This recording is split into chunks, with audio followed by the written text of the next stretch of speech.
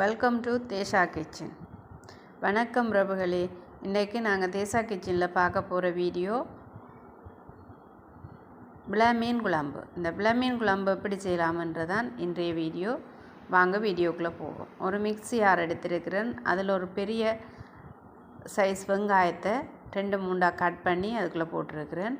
அது கூட 4 உள்ளிப்பல் சேர்த்துருக்கிறேன்.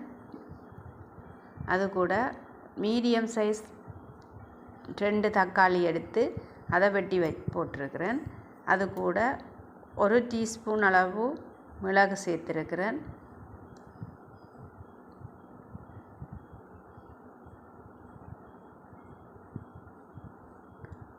அது கூட 1 டீஸ்பூன் அளவு சோம்பு அல்லது பெருஞ்சீரகம் சேர்த்துருக்கிறேன்.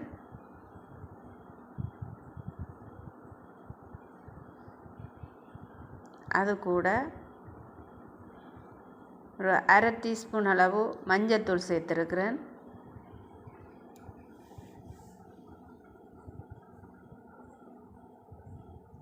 இவ்வளோத்தையும் சேர்த்து மிக்சியில் நல்லா ஃபைனாக அடித்து கொள்ளுவோம். இதை அடிச்சுட்டு வந்துருக்கிறேன் பாருங்கள். இப்படித்தான் அடித்து எடுத்துருக்கிறேன். இப்போ நான் மீன் எடுத்து வச்சுருக்கிறேன். இப்போ ஒரு சட்டியை வச்சு அதில் தேவையான அளவு எண்ணெய் விட்டு ஒரு 1/2 டீஸ்பூன் அளவு கடுகு போட்டு, கடுகு வெடித்ததும் அது கூட ஒரு பெரிய வெங்காயத்தை சின்னதாக கட் பண்ணி அது கூட சேர்த்துருக்கிறேன்.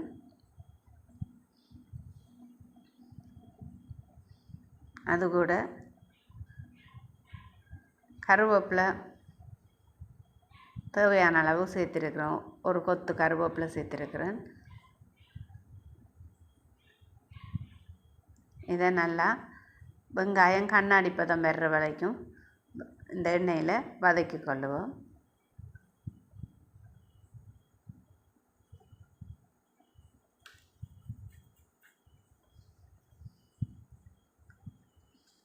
இது கிச்சன் ஓப்பன் கிச்சனுங்கண்ட அதால் காற்று பிடிச்சி கொண்டு இருக்குது. அதால் தான் அந்த கூடுதலாக அந்த சுற்றி புகை மாதிரி வந்து கொண்டே இருக்குது.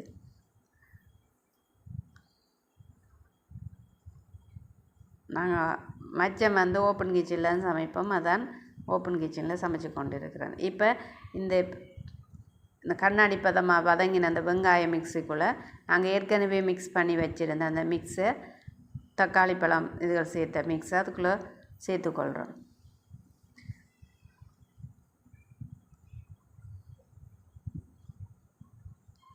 அந்த மிக்ஸி ஜாரை கழுவி கொஞ்சம் தண்ணி விட்டுருக்குறேன். இப்போ இது கொஞ்சம் அவியட்டும். இது கூட தேவையான அளவு உப்பு சேர்த்துக்கொள்வோம்.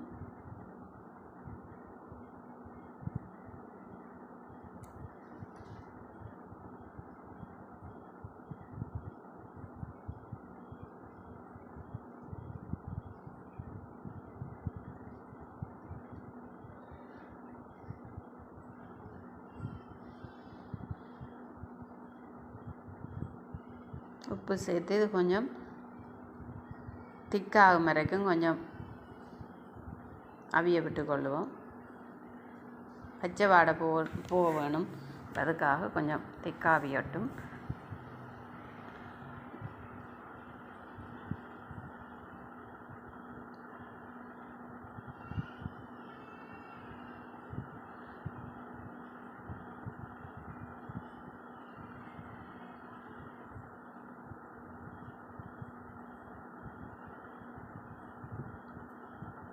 இது அவிஞ்சு கொண்டு இருக்குது.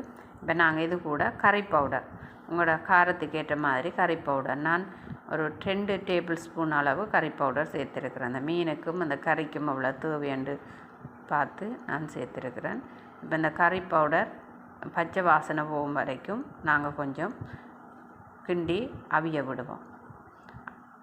கிண்டாமல் விட்டோம்னா அடி பிடிச்சிரும். அதால் கிண்டி இதை கொஞ்சம் பச்சை வாடை போடுறதுக்கு அளவுக்கு அவிய விடுவோம்.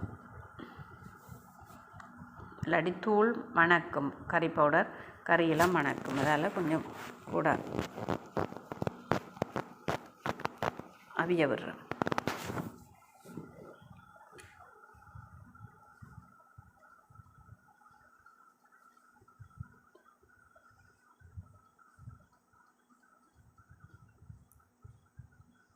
நல்லா திக்காகி கொண்டு வருது. இப்போ நாங்கள் இதுக்கு தேவையான அளவு பால் விட போகிறோம். தேங்காய் பால் இதுக்குள்ளே சேர்க்க வேணும். நான் தேங்காய் துருவி பிழிஞ்சி பால் வச்சுருக்கிறேன், அதை விடுறேன். அதை எவ்வளவு அளவுன்னு சொல்லிடாது, உங்களுக்கு எவ்வளவு பிடிக்குமோ அந்த அளவு நீங்கள் கொஞ்சமாக தேங்காய் பாலை விட்டுட்டு மிச்சத்தை தண்ணியையும் சேர்த்து கொள்ளலாம். உங்களோட குழம்புண்ட அளவு இவ்வளவு வேணுமென்றது. அல்லது தேங்காய் பாலையே முதல் பால் 2ஆம் பால் எல்லாம் சேர்த்து நீங்கள் விடலாம். நான் இது முதல் பால் 2ஆம் பாலையும் சேர்த்து தான் நான் இதுக்குள்ளே சேர்த்துருக்கிறேன். எனக்கு இந்த குழம்பு அளவாக இருக்கிறபடியாக நான் தண்ணி சேர்க்கல. உங்களுக்கு தேவையென்று சொன்னால் இன்னும் கொஞ்சம் குழம்பு தேவையென்று சொன்னால் நீங்கள் தண்ணியை சேர்த்து கொள்ளலாம். இப்போ கறியை மூடி அவிய விடுவோம், கொதிக்கட்டும் கறி. இதுக்கிடையில் நான் கொருக்காய் இதுக்குள்ளே சேர்த்தேன். நான் உங்களுக்கு அந்த கொருக்காய் போட்டது வீடியோவில் ஈடுபடையில். இப்போ புளிக்காக நான் 2 கொருக்காய் சேர்த்துருக்கிறேன். கொருக்காய் தெரியாதாக்கள் கமெண்ட் பண்ணுங்க, நான் அடுத்த வீடியோவில் உங்களுக்கு கொருக்காயை காட்டுறேன். புளிக்காக பாவிக்கிறது கொருக்காய். இப்போ அல்லது உங்கள்ட்ட மாங்காய் இருந்தால் கூட நீங்கள் மாங்காய் சேர்த்துக்கொள்ளலாம். இப்போ இதுக்கு நான் இப்போ மீனை சேர்த்துக்கொள்கிறேன்னு இந்த கொதிக்கிற நேரத்தில். பழப்புளியை விட நீங்கள் மாங்காய் சேர்த்திங்கன்னா இந்த கறி இன்னும் டேஸ்ட்டாக இருக்கும். எனக்கு மாங்காய் கிடைக்கல, அதில் நான் கொருக்காய் சேர்த்தேன். இப்போ இதை மூடி அவிய விடுவோம். அதே நேரம் உள்ளியை ஒரு 4-5 உள்ளியை உரலில் குத்தி கொண்டு வந்திருக்கிறேன். சின்ன உரலில் எல்லார்ட்டையும் இருக்கும் தானே, கல் உரல், மர உரல், இந்த அலுமினியம் உரல், அந்த சின்ன குட்டி உரல், அந்த உரலில் நல்லா போட்டு 4 மூண்டாக கொஞ்சம் நசுக்கி கொண்டு கோதோடையே வந்திருக்கிறேன். அதுதான் இந்த விளா மீனுக்கு முக்கியமான சாமான். உள்ளி கறி அந்த வாசம் வந்து கொண்டே இருக்கும். உள்ளியை அப்படியே குத்தி அதுக்குள்ளே போட்டுக்கொள்ளணும். இப்போ கறி தடிக்க தொடங்கிட்டு சட்டியை நாங்கள் அகப்பை போட்டு மீனை கிண்டக்கூடாது. கிண்டுனா மீன் உடைஞ்சு போகும். அந்த நான் பிடித்த மாதிரி பிடிச்சி தூக்கி ஆட்டி ஆட்டி விடுவோணும் கறியை அடி பிடிக்காமல்.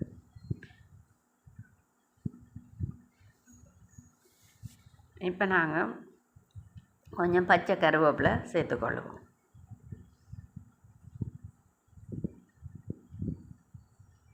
இப்போ இங்கால ஒரு பேன் வச்சு அதில் கொஞ்சம் சின்ன சீரகத்தை நான் கொஞ்சம் வறுத்துக்கொள்கிறேன். இந்த சின்ன சீரகம் நல்லா கையால் நசிப்படக்கூடிய மாதிரி, பவுடர் ஆகக்கூடிய மாதிரி வர பதத்துக்கு நாங்கள் வறுத்தெடுக்கணும்.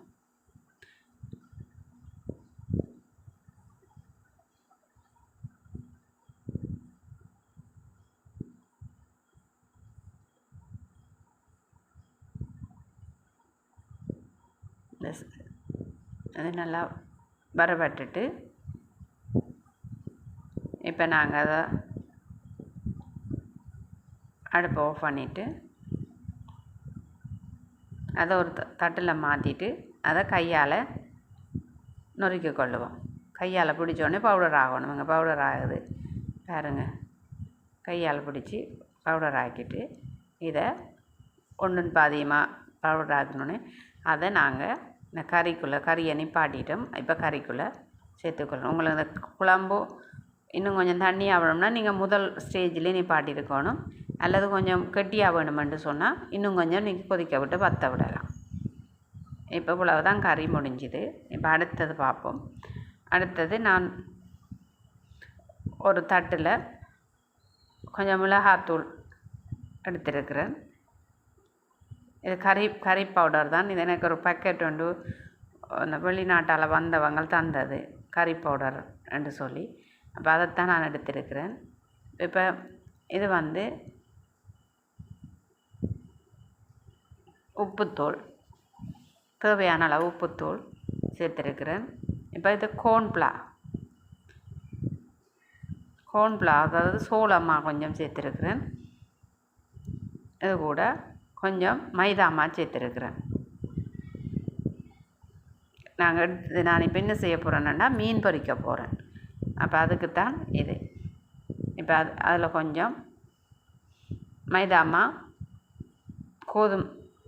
கோதுமை மேலே மைதாமா, கோன்பிளாண்டா சோளமா, உப்பு, கறி பவுடர் இவ்வளோ சேர்த்துருக்குறேன்.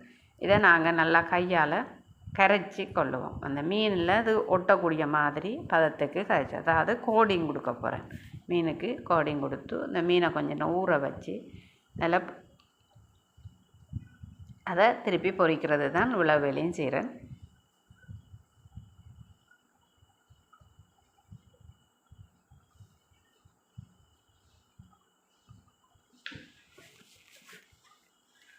அந்த மீனில் இந்த ஒட்டக்கூடிய மாதிரி இதை நாங்கள் குழச்சி கொள்ளணும். தண்ணியாக குழச்சா மீனில் ஒட்டாது. ஓரளவு மீனில் ஒட்டக்கூடிய மாதிரி நாங்கள் இதை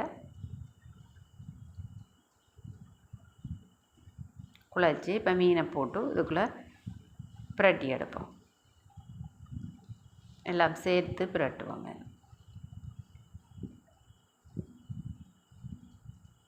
தலை மீன் ஆக்களுக்கு நீங்கள் சாப்பிடாத ஆக்கள் இருக்கிறீங்களா? எனக்கு தலை மீனண்டா சூப்பராக பிடிக்கும். அதெல்லாம் நான் தலை மீன் எடுத்திருக்கிறேன். தலை மீன் சாப்பிட்ற ஆக்கள் கமெண்ட் பண்ணுங்க, யாருக்கு தலை மீன் பிடிக்குமெண்டு.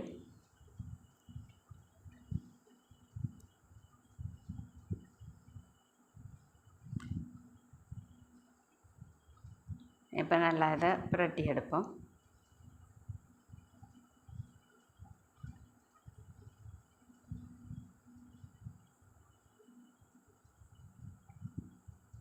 இப்போ இது ஒரு 10 நிமிஷம் நாங்கள் ஒரு மூடி போட்டு இதை மூடி விடுவோம். அது 10 நிமிஷம் இருக்கட்டும். அதுக்கப்புறம் பார்ப்போம். இப்போ திறந்து பார்க்குறோம். 10 நிமிஷத்துக்கு பிறகு அதில் கொஞ்சம் தேசிப்புளி சேர்த்து புரட்டிட்டு நாங்கள் திருப்பி இதை பொரிக்க போகிறோம்.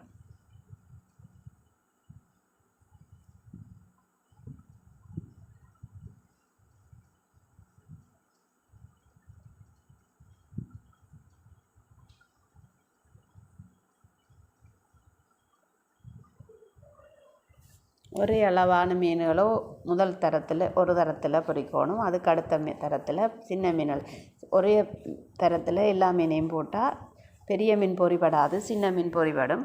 அப்போ கஷ்டம். அப்போ ஒரே அளவான மீனே ஒரே தரத்தில் பொரிக்கணும்.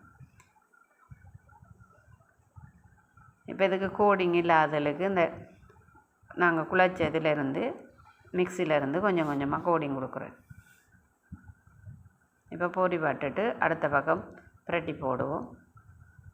பாருங்க இப்படி பிரண்டு வருதுன்னு. இப்போ அடுத்ததும் பிரட்டி போடுவோம். அந்த பொரியல் நல்ல டேஸ்ட்டாக இருக்கும். புளிப்பும் காரமும் நல்ல கோடிங்கோட டேஸ்ட்டாக இருக்கும். இப்போ பொரிச்சிட்டு இவ்வளோ தான் இன்றைய வீடியோ. பிடிச்சிருந்தால் லைக் பண்ணுங்கள், ஷேர் பண்ணுங்கள், சப்ஸ்கிரைப் பண்ணுங்கள். மீண்டும் ஒரு வீடியோவில் உங்களை நான் சந்திக்கின்றேன். நன்றி, வணக்கம்.